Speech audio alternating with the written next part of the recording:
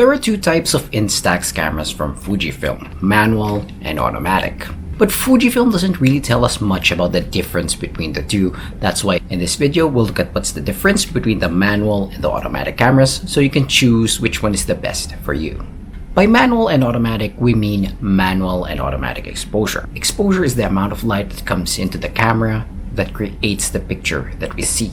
That amount of light can be controlled either manually or automatically. Fujifilm's manual focus cameras have a control ring on top or on the lens to control the light. The photographer must manually turn the ring, and this changes the hole or aperture inside the camera lens, and that controls the amount of light that enters.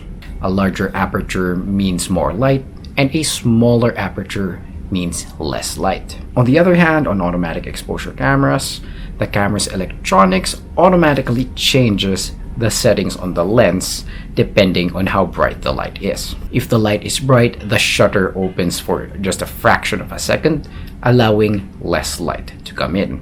If it's dark, the shutter opens for about half a second, letting in a lot more light.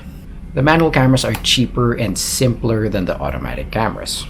However, manual exposure is very tricky to master and it wastes a lot of film, so it's not for everybody. The automatic cameras are more expensive, but they are easier to use. They are typically about $20 to $40 more expensive than the manual cameras. For a beginner with no experience with instant film, I would recommend an automatic camera over a manual one. How do you differentiate between the two when you're shopping for a camera? The easiest way is to look for the control rings on the camera. The manual ones will have a control ring on the lens or on top.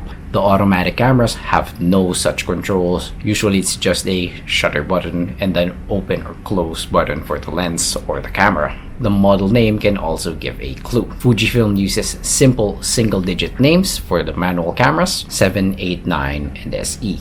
All manual exposure cameras use the Instax mini film size.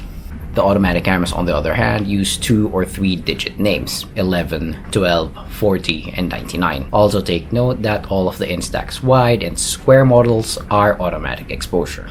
So I hope this clears up a bit of confusion about what the Instax product line is, and I hope you'll be able to choose which one is better for you. Thanks for watching the video. Please do like, comment, and subscribe. It helps out the channel much. And until then, see you on the next video.